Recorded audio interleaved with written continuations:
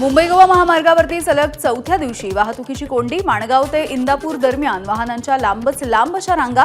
शिमगोत्सव साजरा करून निघालेल्या चाकरमान्यांच्या प्रवासामध्ये विघ्न. भंडाऱ्यामध्ये राहत्या घरात भूस्खलन. घरामध्ये 15 फूट खोल खड्डा पडला. नांदोरा गावामधल्या नागरिकांमध्ये भीतीचं वातावरण. जिल्हा प्रशासनाकडून घराचा परिसर सील करून कुटुंब सुरक्षित ठिकाणी हलवलं. रायगडमध्ये श्रीवर्धन आगाराच्या एसटीमधून अचानकपणे धूर निघाल्यामुळे प्रवाशांची धावपळ. खिडकीमधून उड्या मारून प्रवाशांनी जीव वाचवलाय.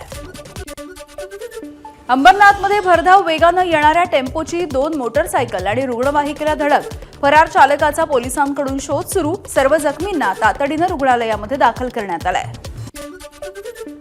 राम मंदिर ट्रस्टने 5 वर्षांमध्ये भरला 400 कोटींचा कर. ट्रस्टचे सचिव चंपर राय यांची माहिती. भारताचा बनावट पासपोर्ट बनवल्यास 7 वर्षांचा कारावास आणि 10 लाख रुपयांचा दंड. नवीन इमिग्रेशन विधेयकामध्ये शिक्षेची तरतूद वाढवली.